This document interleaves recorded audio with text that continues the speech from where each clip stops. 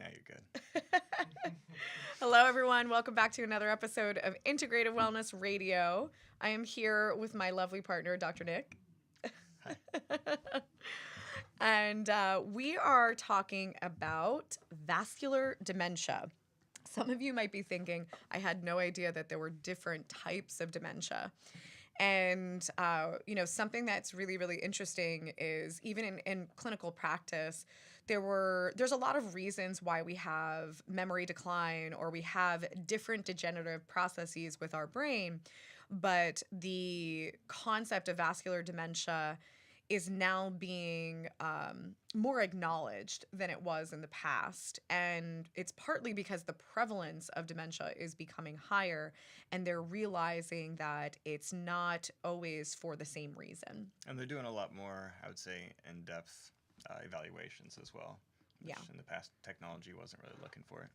So it's good and bad in the sense that we are stepping it up in the way that we are clinically looking at, these patients that are dealing with dementia. But unfortunately, the dementia is at an all-time high and it is on the rise. Getting higher and higher. So with that being said, I think one really important factor for those of you listening, because those of you listening probably don't have dementia, you might have loved ones that have dementia, but for you to understand brain degeneration before it becomes dementia, because I work with so many different age groups and every person is dealing with some type of cognitive decline.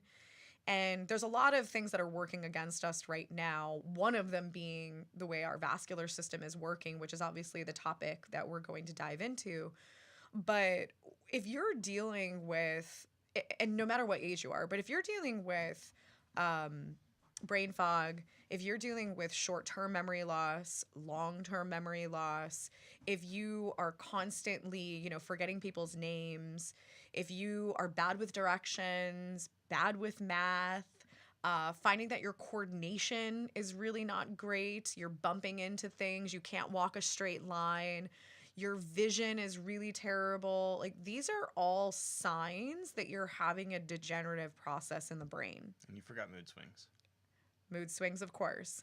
So obviously, when we're talking about, depression, anxiety, bipolar, there are many, many reasons for why that exists. And that can be gut problems because a huge portion of our neurotransmitters are made in our gut. That can be brain injury. That can definitely be vascular. There's many reasons when it comes to the reason why brain degeneration exists. But I think that it's very important for people to know that your, brain fog that you're dealing with, or the fact that you're, not super coordinated and people might tease you about it, or your memory is not good and you're constantly losing your keys. A lot of us have just equated that to being really normal. And especially because so many people around us are also struggling with the same thing. And I was doing just a mini little neuro exam the other day, and it was on a kid. And, one of the things, I was just having him stand on one leg to see if he could do it. And the mom's like, I don't think I could do that. And I was like, well, you have a poor brain too. Jokingly. But then I looked at her and I was like, but really, you can't? Because so many people think that standing on one leg is a hard thing to do, but it should be simple. It's not muscular. No, it's all cerebellum. Yeah. It's all definitely brain related. It has nothing to do. And when I deal with athletes, it's the same thing. It's just like a lot of times these athletes, they're strong. It's not like their muscles are weak, but it's the nerve innervation, how the brain can communicate to the body, to the muscles. That's what's actually being challenged. And then when you can help connect the brain to the body, then you can have an athlete have awesome performance, or you can prevent somebody elderly from falling down and breaking a hip and injuring themselves. Well, and I think that, I wasn't even planning on talking about this, but we just went snowboarding for the first time in 6 years. And you crushed it. And I have never crushed it in the past. She got the MVP for the weekend. So I found it really interesting that I didn't notice my muscles were different. I noticed the way that I was thinking about snowboarding was differently, because when I would board, I would be always scared of falling, and I wasn't even thinking about falling. I was actually just really thinking about control. And I just found that my brain communicating with my body was completely different than it was in the past. And just a brief on my history, my health history is when I did my testing, I thought I was in perfect health. I thought everything was going to come back perfect. And it actually turned out that I had a lot of mercury toxicity, and mercury is a neurotoxin. So my levels were very high. So this was something that was constantly stressing my brain for a really long time. And I found myself when I was younger feeling, kind of comparing myself to my peers, thinking I'm not as smart as other people. Maybe I'm not cut out to be a doctor. Maybe, why do I have to read this page in the biology book 3 times to really grasp it? And, you could easily beat yourself up about those types of things. And especially if you're an athlete, you can think like, I'm just not as good as, my colleague. And it might be because of a brain issue. 100%. You pretty much nailed it. It's like looking at your snowboarding. I wonder, because you said your thought process was different, and when you look at the brain, it's like you've done a lot of work on decreasing the heavy metal toxicity, mercury, and mercury. It's one of the hardest heavy metals to remove out of the body. I know you're still working on it a little bit, and that is it's like when working with people, I was like, all these other heavy metal toxins, it's going to be a lot easier to get out. But mercury, when it's in the body, and the body being 98.6 degrees roughly, it's a warm place. Mercury's not a solid. It moves. It's a gas. It's a liquid. It moves around, and that's a hard problem. We've talked about this in past different podcasts, but it's like a lot of the dental work, can contain mercury, and when that gets in there, it's going to move around, and it's not a solid, so it's a gas. It can go up. It can go upstream. It can affect all of our tonsils. It can go into our thyroid. It can affect a lot of different parts, not even organ systems that also, directly or indirectly affect the brain. Well, and when we're talking about mercury too, for me, I've actually never had a dental filling. So for those of you that don't know, those silver fillings that they put in your teeth are mercury based. So I've never had exposure to that. So when I did my mercury levels, I was kind of floored with how high they were. But the biggest contribution to me acquiring that was actually because I was a pescatarian for 10 years. So I primarily ate fish, but I didn't really know about wild versus farmed fish. I didn't know that the bigger fish were more abundant in mercury. So I was thinking that I was doing a great thing, and I was thinking that I was really healthy, but I was actually creating a lot of problems. So kind of interesting too, because, going back to the topic of vascular dementia, for me, one of the things that happened was that the mercury got into, amongst other things, I had other exposures as well, but it got into my lymphatic system, my lymph nodes, and my lymphatic system became very overloaded. And just so you kind of understand the logistics of how the lymphatic system works, is it's a filter. So if you have a vacuum and you use it every day for a month, then the filter is going to get more and more full. So if you talk about lymph nodes, they are head to toe. And those lymph nodes are in charge of filtering. So over a lifetime, the lymph nodes can start to become more and more full. And when they are at max capacity, you're not really detoxing the way that you used to. And then what do we say? We're getting old. So the interesting thing about the lymphatic system and the cardiovascular system is they work hand in hand. And they pretty much are neighbors. When you look at the anatomy of the body, the cardiovascular system being like your arteries, veins, everything like that. But then you look at the lymphatic system, they're all running right next to each other. And they're pretty much just different highways that are transporting information and things throughout the body. Well, and two is if you move into this lymphatic systems at max capacity, your lymph moves, like you said. So it's supposed to. Well, that's the point that I'm trying to make, is if your lymph is moving properly, it is flowing the way your blood does. It's flowing like a river. It's flowing really beautifully. But if it becomes overloaded, it starts to become like sludge. And if it becomes like sludge, you are going to have a lot of back pressure into the cardiovascular system. And then you potentially can have hypertension, which is high blood pressure. You can maybe have plaquing, which is what we call athero and arteriosclerosis. You put your cardiovascular system at serious risk.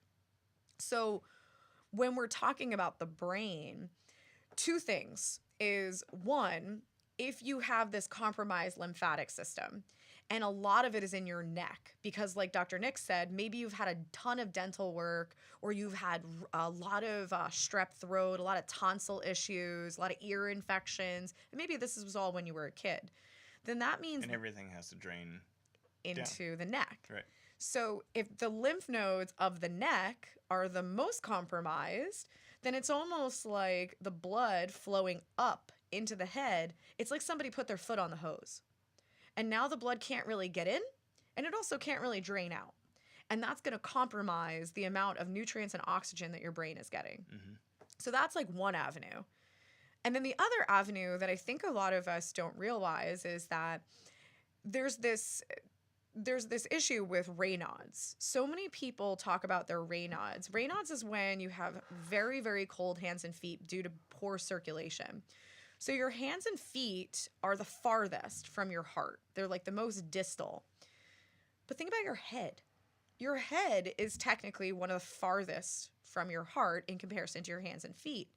In addition, your heart has to pump blood against gravity to get it into your head. So if your heart is not strong, because maybe you're sedentary and you don't do any type of cardiovascular exercise, and then on top of it, you also have a bunch of congested lymph nodes in the neck, you have a double whammy against blood getting in and out of the head. So let's talk about the symptoms. So what are some of the top things that people experience symptomatically when they're not getting blood in and out of their head? There's a laundry list of this one. But really common ones that people normalize. I mean, the easy one's just brain fog. I mean, it's creating inflammation in the brain, and inflammation's just like fire. So it doesn't allow any of the neurotransmitters, any of the actual brain to send messages clearly. Mm-hmm. So you're going to have fogginess. Another actually big one is, if it's starting to get a little more severe, is some visual changes. Mm-hmm. They can get some eye floaters. They can have, whether it's starting... What I find actually clinically is it tends to be more night vision is actually one of the first changes that people see. Mm-hmm. But it could be, near farsighted as well. Mm-hmm. But night vision. Floaters. Yeah. Tends to be a big one.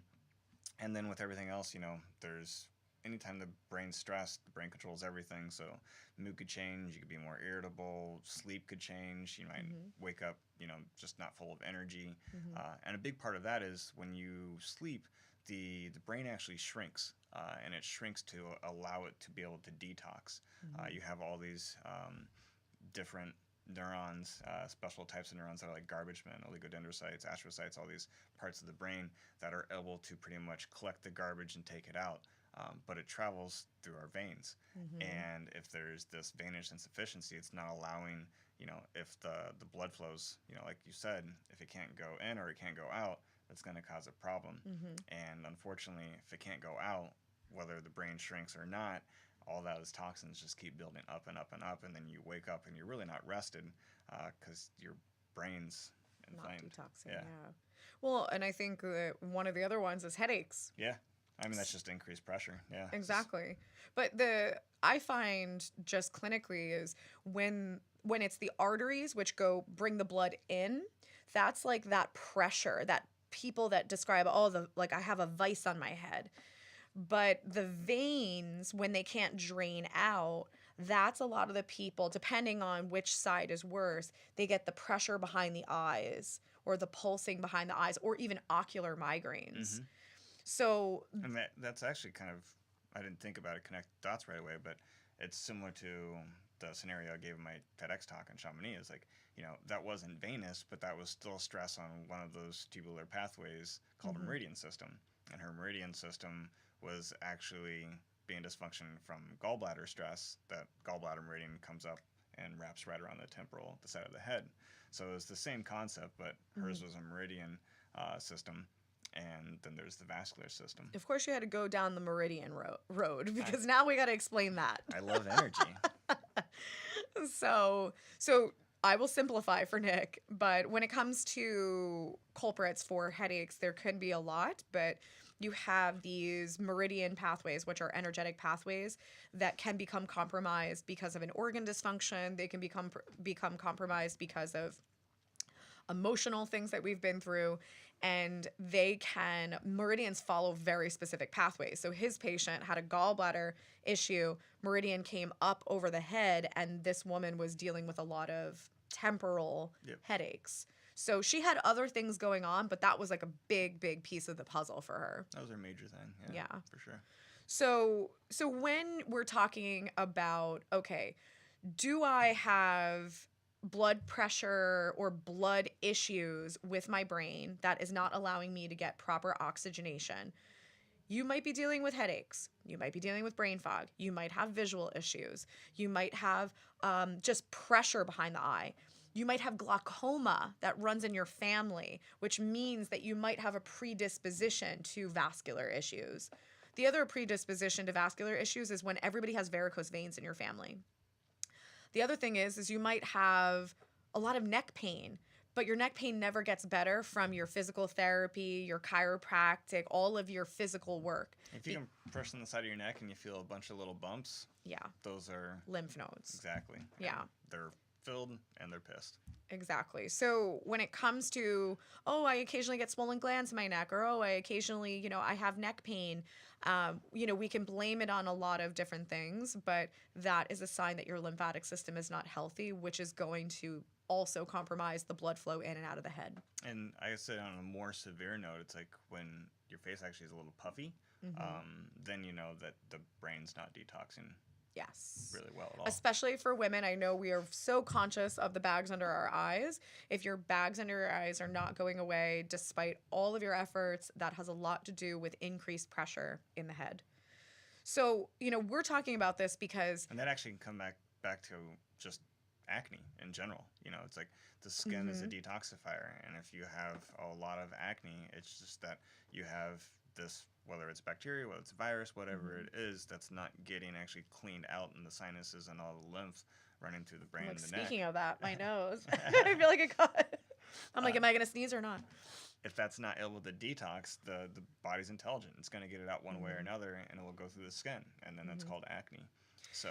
And you could be more susceptible to having these vascular changes, especially if you have chronic sinus issues. Because if you have chronic sinus issues, chances are you have a lot of organisms. You can have everything from strep in your sinuses to rhinovirus. Staph infections. Like, people don't realize, like, sinus infections don't happen for no reason. They happen because you have infections in your sinuses that are flaring.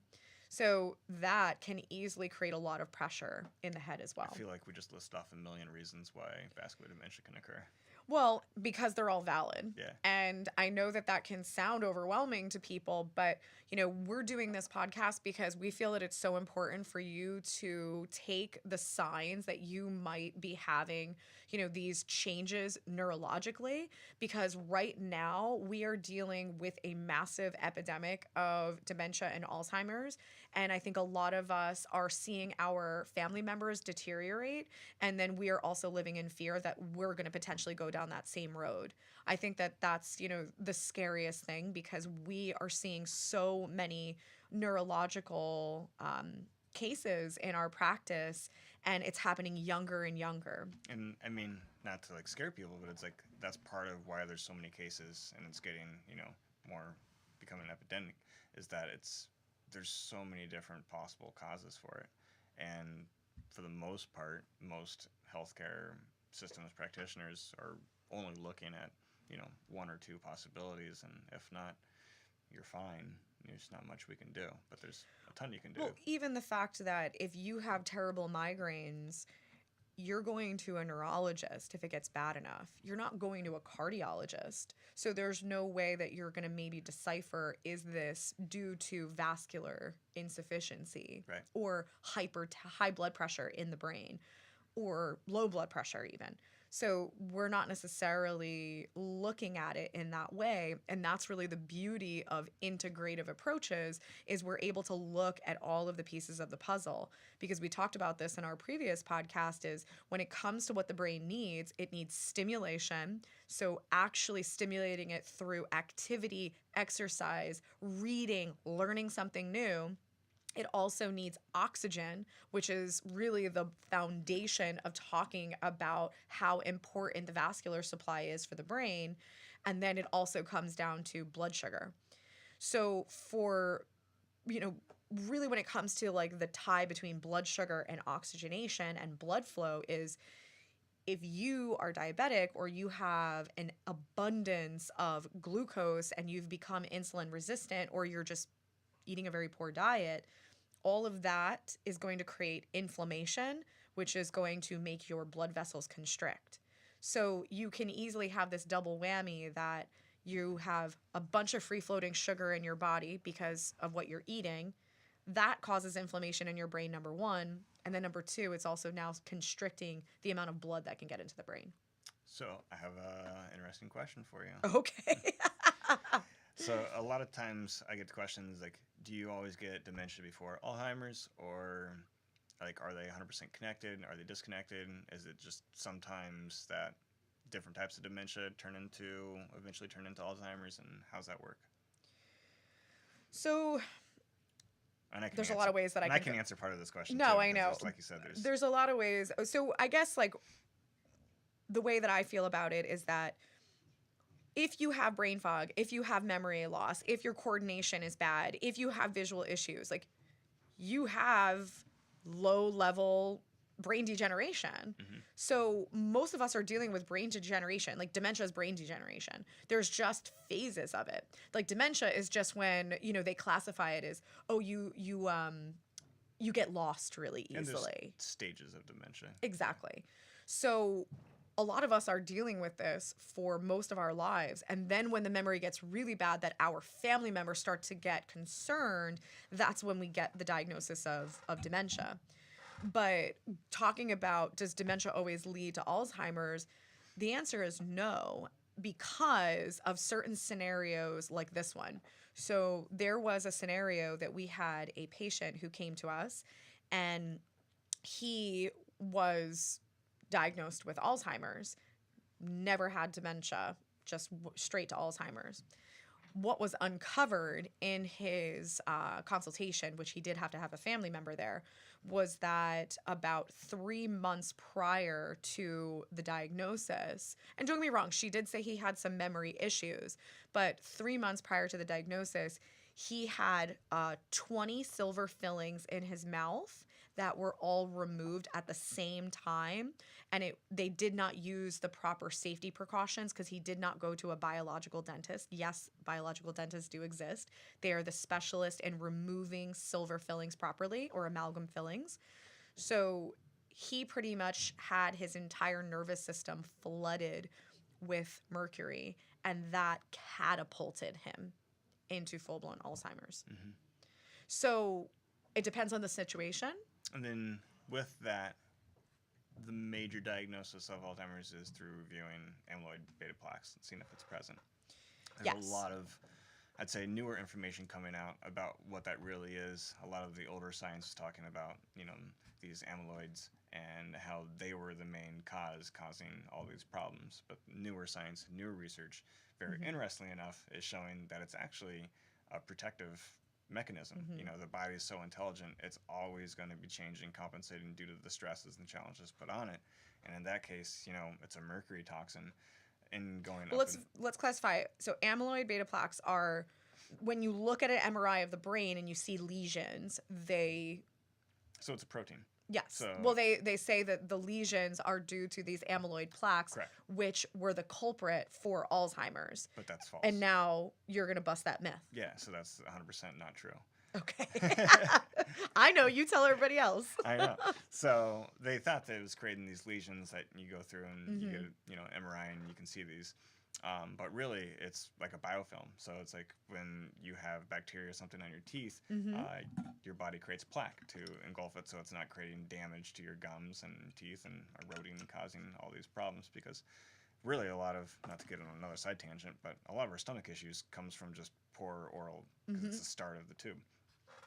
But when you look at the brain, it's amyloid plaques is really just these proteins that are when you look at a protein, not to get Encapsulating. too Mm-hmm. crazy, um, but when a protein becomes activated, it curls itself up into a little ball, Mm-hmm. and these amyloid is a specific structuring of these proteins that's not its quote unquote conventional structure, but it's doing that, and then they're entangling itself with other proteins, literally encasing whatever this toxin, in the patient's case mercury, so it's not causing more destruction. Mm-hmm. But unfortunately, we're not seeing the mercury because from the testing that's available Yeah. to most practitioners, and we are only seeing these amyloid beta, and we're like, this is causing so much problem. Yeah. And then utilizing just the concept that knowledge is power, we're Mm-hmm. utilizing wrong knowledge, and then from that, we're asking poor questions, Yeah. which is then allowing us to take even worse action. Well, and I think that the idea of toxins and infections getting into the brain is foreign to people because we have never been thought that that can happen, which is unfortunate because, even just the fact that an infectious disease doctor is separate from all other, specialists, from cardiologist to neurologist, et cetera. So we kind of assume that, infectious disease is really rare, and it's not. It's not at all. It's becoming more and more prevalent, and it's partly because of a lot of the contamination in the food, in the environment. Most of our oceans are completely contaminated, and we are dealing with an abundance of not only these different organisms, but we're dealing with an abundance of organisms that are resistant to a lot of our antibiotics and different types of therapies. Mm-hmm. So when we're talking about just like keeping it as simple as possible, when we talk about organic versus not, there are 262 chemicals that are being used in the pesticide, herbicide, insecticide world. So when we eat conventional, we're being exposed to all of these chemicals every time we eat, let alone if we're eating prepackaged foods, which contain high fructose corn syrup and a bunch of preservatives and dyes. Everything made in the lab. Exactly. So these chemicals are completely foreign to our body. And these chemicals some of them can pass the blood-brain barrier, which is the barrier around the brain to protect it. And if these toxins get into the brain, that's the cascade that Dr. Nick is talking about, is now the body or the immune system is like, what the heck is that? The brain is the most vital organ. If your brain doesn't work, you don't work. So what can I do to make this situation better? And it goes in and it encapsulates. And then we look at an MRI and we say, oh, you have amyloid plaques. Oh, okay. So you have Alzheimer's. But we're completely missing the boat on what is the actual cause. Right. Because we don't even acknowledge toxicity in medicine. We don't even acknowledge that is could be part of the puzzle. And part of the hard process is that, from when new science comes out, it takes about 3 to 5 years on average to get that information to a textbook. So, I mean, unless you're taking the time to review a lot of these new studies coming out, it's just, you're not going to be aware of it. And if you're not aware of it, you can't help. And like the same process, like most people thought that, infections and all these things, it's hard to get into the brain. At the same time, we thought that the brain can't regenerate. It can't make new neurons. And we know that's a false too. It's like there's neurogenesis, that a lot of different parts of the brain can create new neurons, new actual brain cells. And it's that understanding that even if you do have Alzheimer's or dementia, like there's still a lot you can do to reverse the process and to really heal from it. Well, with that being said, I want to talk about some of the modalities to improve the brain overall, but obviously improve when it comes to vascular dementia. But before we do that, I actually want to just go through a really interesting story about a woman who came to me that ended up having the early stages of vascular dementia. But I had a woman who came to me, and she was very focused on her thyroid. She said, I have a thyroid issue. I've had it for many years. I've capped out on most of my therapies that I've done. I need to lose weight, and you need to help me fix my thyroid. And I was like, so her main focus was a weight issue. She thought it was all coming from her thyroid. Yes. And, anytime someone comes in with a specific idea of what's going on with them, I just pretty much say, we're just going to do testing and we're going to figure it out. And she was very adamant about it being the thyroid. So in her consultation, one of the things that she revealed is that her memory was absolutely horrible. She actually owned a very successful business, but she had to have her executive assistant pretty much like side by side with her all day and had to write down everything and anything that she said because she could not retain anything at this point. And then as we continued to talk, she talked about a lot of stress with her family. One of the reasons being that her mom had vascular dementia. And at this time, this was a couple of years ago, at this time, I remember thinking, oh, vascular dementia, interesting. I didn't even know that they actually labeled it at this point. So we started to do all of her different testing, and one of our amazing technologies called the bioresonance scan, I was able to scan her cardiovascular system and also the vessels of the brain. And she had a lot of neurotransmitter imbalances and a lot dealing with her frontal lobe, which had a lot to do with some of the depression and anxiety things that she was dealing with. But her biggest reason for her brain was the vascular dementia, or I should say vascular issues. She was actually dealing with massive high blood pressure in the brain, which was not allowing for oxygenation. So the interesting component to this was the thyroid is controlled by the pituitary gland of the brain. So the pituitary gland was coming up as hypoplasia. So it was shrinking. It was getting smaller. And she was having degeneration of her pituitary gland because of the lack of blood supply to the pituitary gland.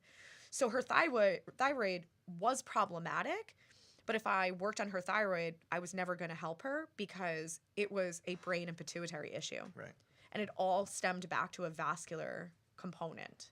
So I found that to be just really fascinating for people to understand is this is not even just about brain fog and memory loss. This is also can play a significant role on your hormones and your entire endocrine system. And then, in fact, we talked a couple of weeks ago about the gut and brain connection. And when you're talking about the brain maybe not getting enough oxygen as well, that can also cause constipation because nothing is signaling to say, hey, keep everything moving along. Right. And your HPA axis, your hypothalamus, pituitary, and adrenals, affects a lot of things for sure. Exactly. So with kind of understanding the premise and the foundation of how this looks, how does it, apply to you, and, some of these really interesting manifestations that we can have when we don't have the proper amount of blood flow is, what can we do about it? What can we actually do to improve this? And obviously that varies depending on the severity. If you are someone who's dealing with full-blown dementia or Alzheimer's, you really need to work with an integrative physician. You need to get testing. You need to be extremely specific on what you're doing. But if you are the person who really resonated with like, oh, I have brain fog and I'm definitely losing my keys all the time and, my short-term memory is terrible, you can start doing things about it now. Mm-hmm. So why don't you tell us about some of your favorite therapies that really help? For the severe, No. So for the person who is resonating with the fact that they notice that they're resonating with some of these symptoms, their brain's not working at its best, maybe they have some mood instability, maybe they're dealing with some brain fog, maybe their memory is just not as good. Like, what are some of these things that they can do right away? Hands down, number one's exercise. I mean, walking scientifically has been the only beneficial exercise proven for the body, but now they're doing more studies on high intensity training, and that's showing improvement in vascular flow and getting blood flow to the brain and how that controls metabolism, and there's a lot of benefits. But like I said, it all comes down to balance. Like if you do too much of just one exercise, like you're not going to you can actually get backlash and creating too much inflammation, and then Mm-hmm. that's going to be another side effect. So it's always about like, yeah, have a couple days, or listen to your body, do some really high intense training, but at the same time do some flow, maybe do hot yoga, do something like that, because like infrared saunas are one of the best thing to actually increase the blood supply, increase the lymphatic movement around. It's actually, there's a couple studies showing out that it helps increase neurogenesis in the hypothalamus. The infrared saunas and infrared treatment has tons of benefits, but then if you even combat that, it's like most hot yoga studios are using infrared. Mm-hmm. So you can have some flow movements, and that's going to, even kind of taking a step back, that's going to help with your meridian systems, because you're moving chi, you're moving energy around the body. You had to go there again. I'm a weirdo. I like this stuff. Uh, but I mean, it's an important part. It's like like when you go to functional medicine practitioners, they focus just on biochemistry, Yep, and of that's course. a big part of integrative medicine. Is like, we're looking at Eastern and Western. You're looking at biochemical, we're looking at neurology, but we're also looking at Eastern medicine. We're looking at energy, we're Yep, looking at meridians, meridians. we're looking at chakras, and Mm-hmm. all of those affect each other. So it's a very important aspect, and we know that a gallbladder meridian can cause headaches. So it's like there's many different aspects to the body, Mm-hmm. and light from the sun, infrared being that, and how really infrared's works a lot different than most saunas. Most saunas heat up the air, so you go in and it's hot as hell, and you literally can only be in there 10-15 minutes max. Mm-hmm. Where infrared, usually you don't actually start sweating until 10 to 15 minutes. Mm-hmm. And then you want to stay in for 30 minutes, 45, max about an hour. Mm-hmm. Like I said, too much of anything's not good. So Well, I feel like with the infrared, you get a double benefit though, because the way that I explain infrared to people is that it's going to heat you up from the inside out like a fever would. So it actually has tremendous benefits on the lymphatic system. that's So killing microorganisms like a fever as well. yes, exactly. So you're detoxing, you're getting your lymphatic system moving better. You're also decreasing inflammation, which is going to get your blood flow working better. And then on top of it, they've also proven that it has a lot of regeneration benefits for the brain as well. Mm-hmm. So the infrared is amazing, and especially for those of you that are like, I'm apprehensive about working out because I'm so out of shape, you can start with the infrared sauna, get your body feeling better before you move into that realm. That could be a great Right. starting place. And then, like, I mean, also if you're really out of shape, it's like more the walking and then rebounding. Getting a small little trampoline, Mm-hmm. and just you can actually do. I like playing around on trampolines from like a little kid, but it's like with rebounding, you're usually jumping on it, and that's creating that change, gravitational, and kind of like that soft compression that's really forcing Mm-hmm. really movement in both the vascular as And the well as the lymph. lymph. But playing around, I found that you could actually use your hands and kind of like quote unquote raise the roof, and without moving your legs, if you just move your hands, Mm-hmm. that's going to create that same momentum and that bouncing. Mm-hmm.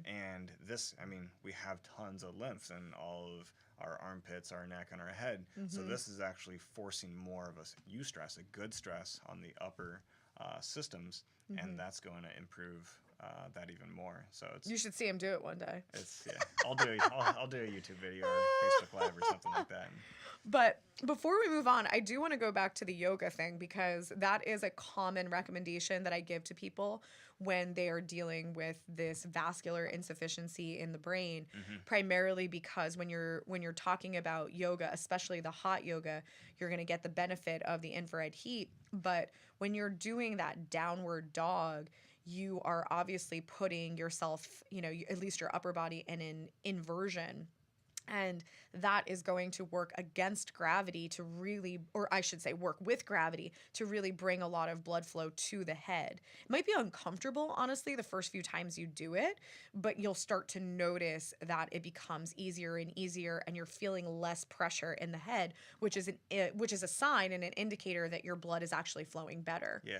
So yoga is so great for that, because you're going to be moving around a lot of your lymph and your blood flow, which is really, really beneficial for this type of condition. Speaking of moving, like dancing is honestly one of the best things for the body Mm-hmm. and brain, because it's like you're moving, but you're moving to a tempo.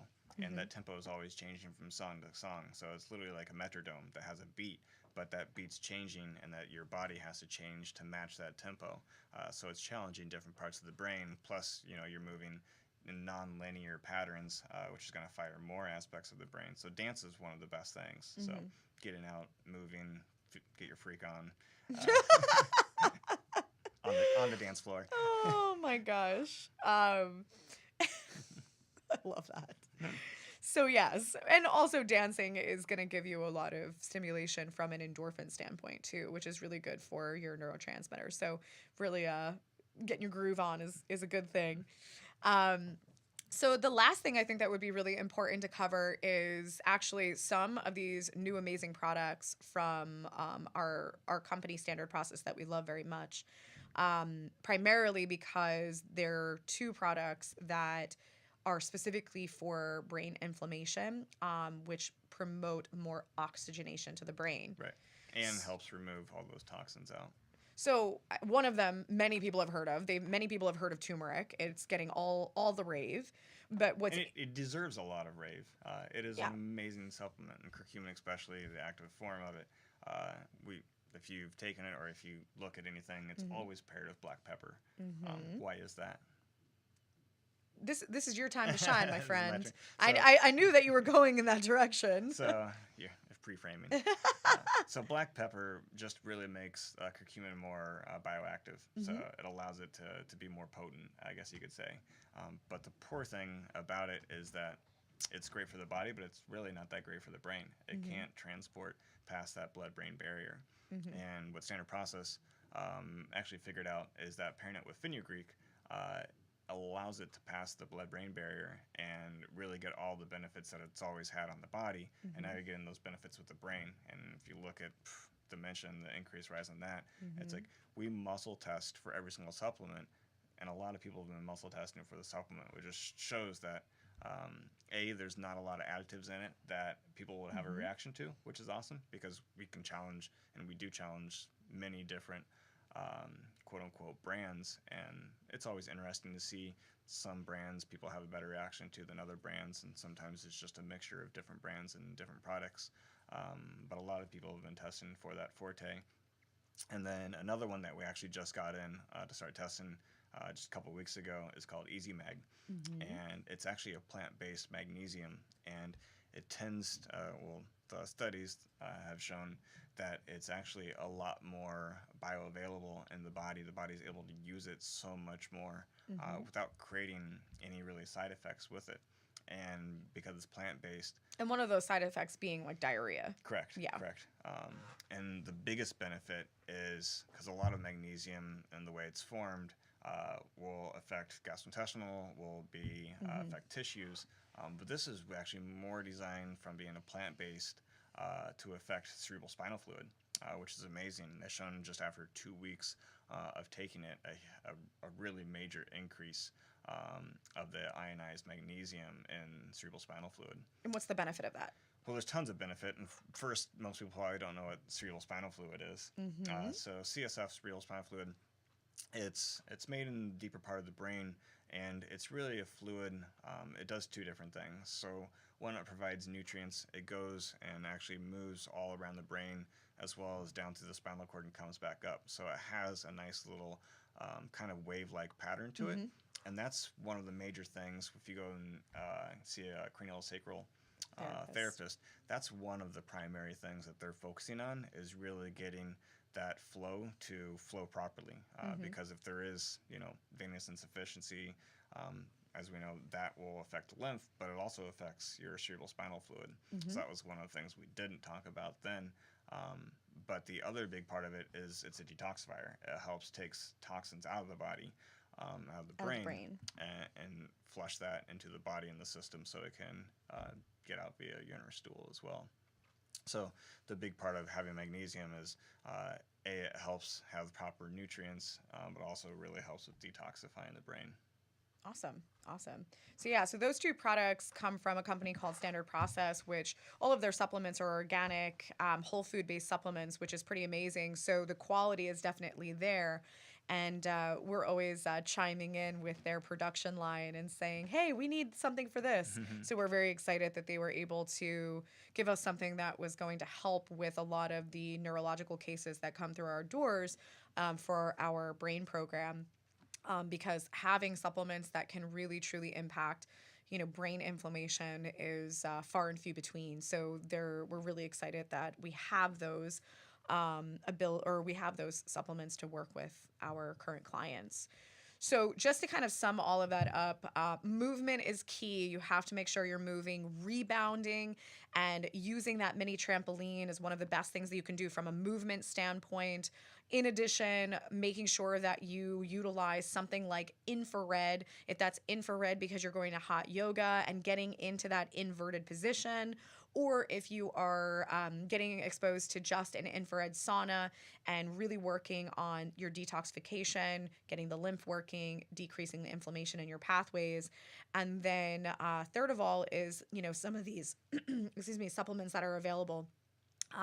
These supplements you usually do have to access through a physician, so keeping that in mind. But for those of you that are listening for a loved one that is really suffering with dementia and you are not sure, is this truly a vascular problem? Check out our website, integrativewellnessgroup.com. We have a plethora of information there about our brain program. In addition, you can always hop on a strategy call with our client services team that will give you more information about how the whole process works and how you can actually get testing to figure this out. So thank you so much for listening. We hope you enjoyed, and we'll see you next week. Loves it.